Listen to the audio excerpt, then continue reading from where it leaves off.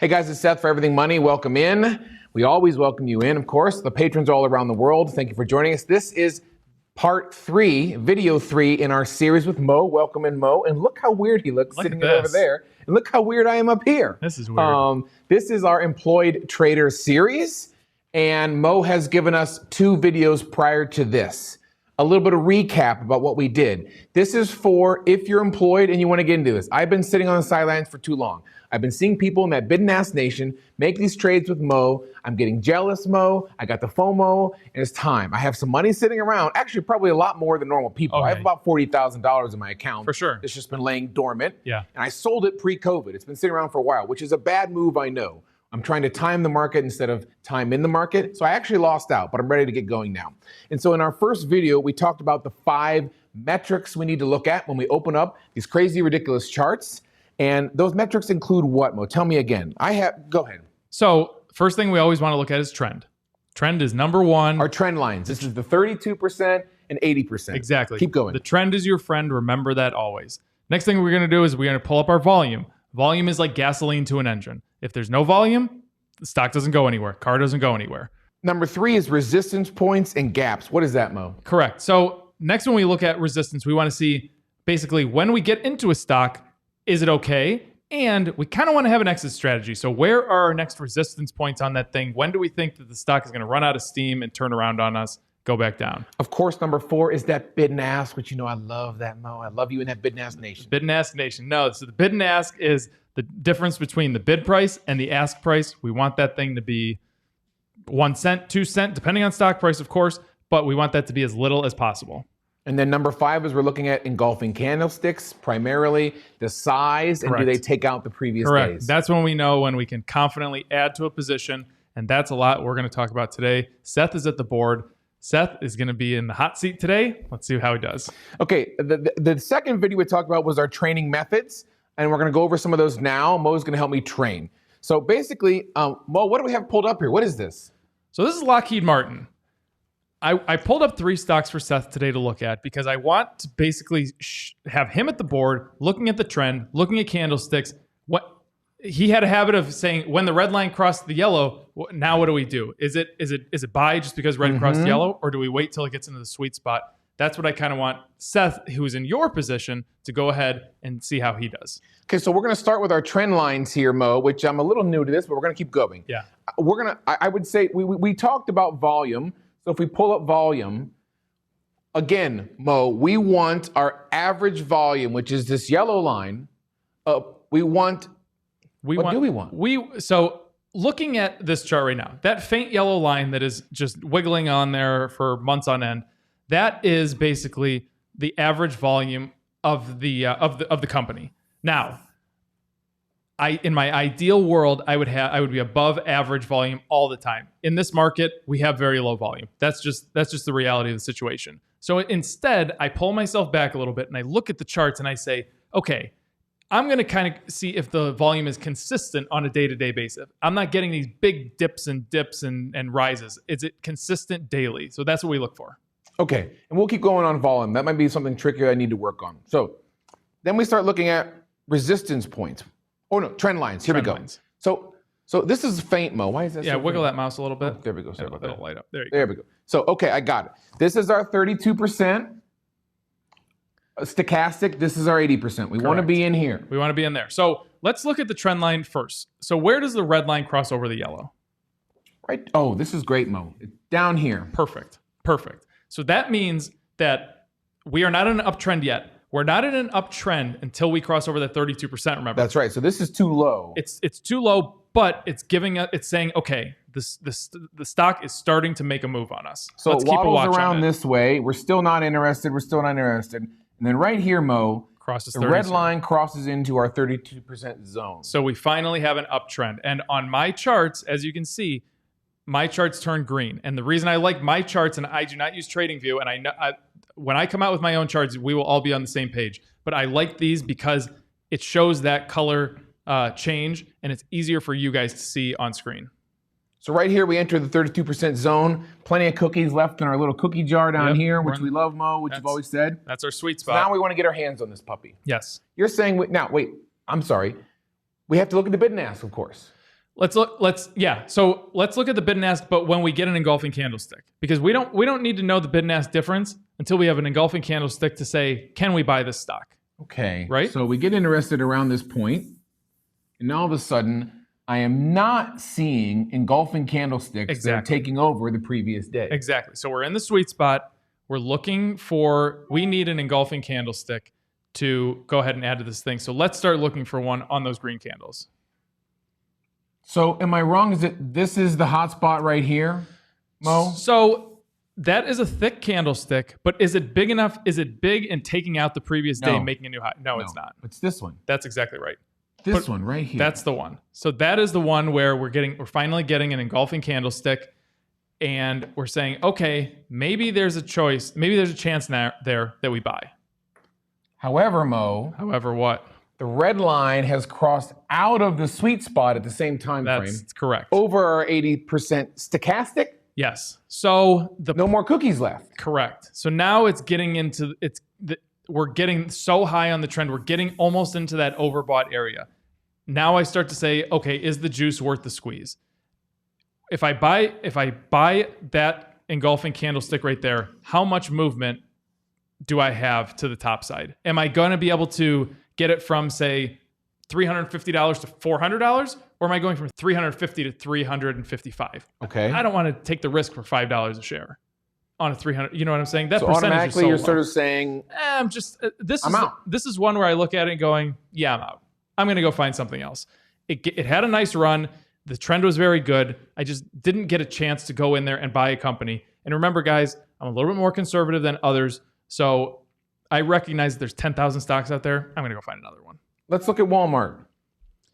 So Walmart. Oh, this is interesting. We'll look at this. Walmart's interesting because let's see. Where did red cross over yellow? So trend lines is, wow, look, it's red is nowhere, and it's down here, Mo. Boom. That's when you throw it on a watch list.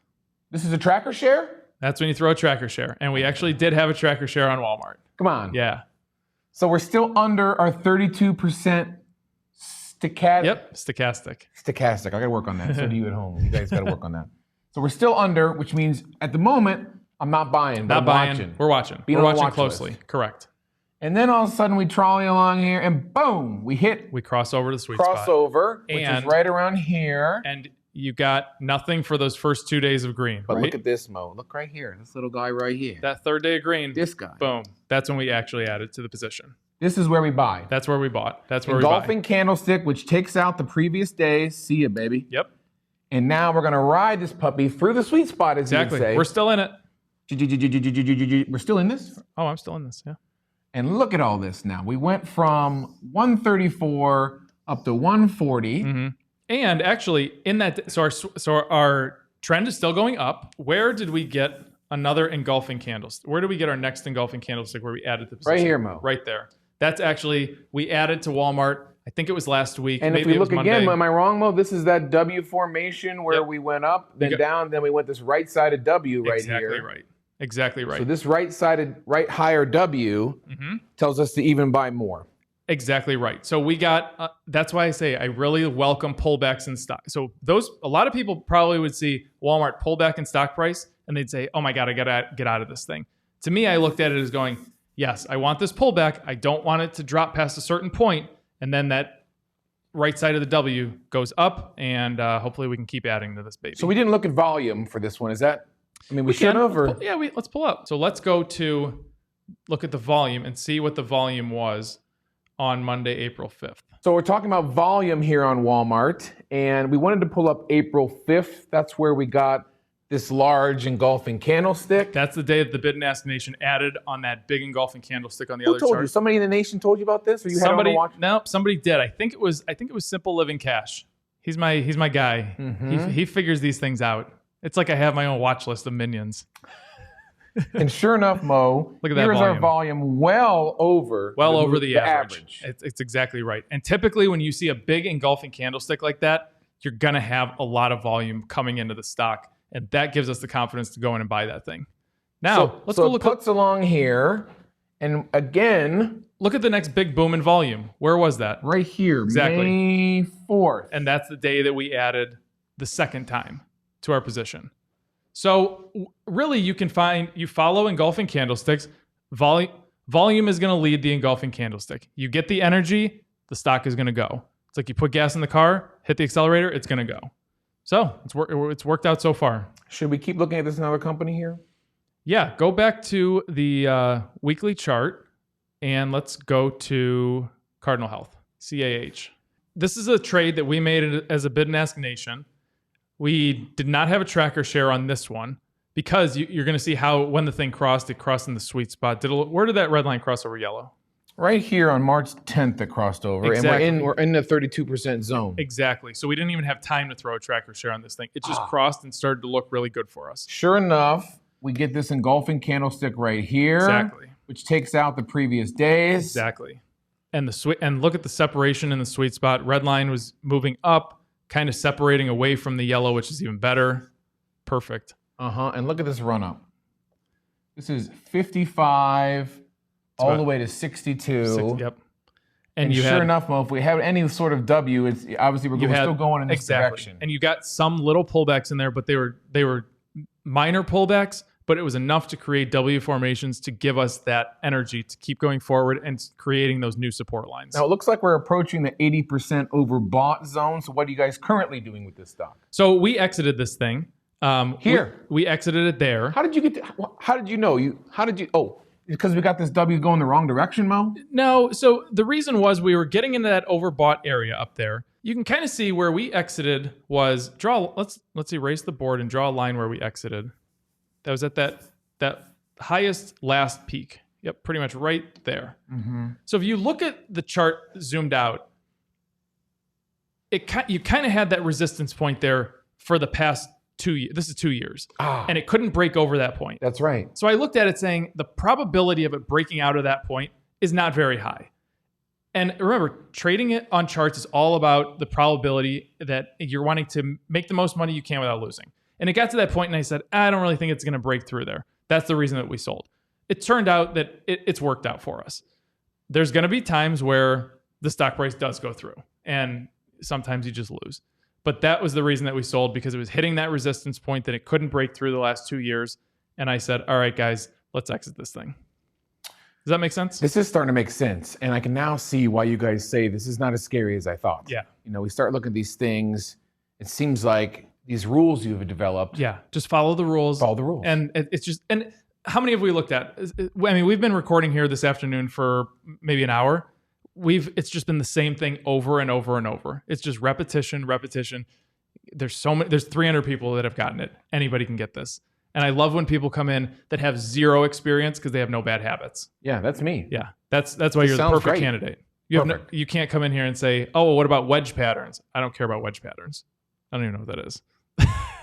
If you want to be an employed trader and this is speaking to you, follow the video series. Keep your training methods going. Your trend lines, your W formations, relative strength, big pullbacks, and whether it's a power stock or not, Mo, this is all starting to make sense. Yeah, repetition. If it's making sense to you, join our Patreon. The link is in the description below. You can get on our team. And learn about these stocks. Oh yeah, we'd love to have you. And the Bid and Ask Nations at middle Patreon tier, folks in this tier are making their entire year's Patreon costs back in just a couple trades. Yeah, right, a couple Mo? trades. Yeah, I have one person. He goes, I just paid for my entire month of Patreon in one trade. Somebody else came in. I just paid for 10 years of Patreon in one trade. It's incredible.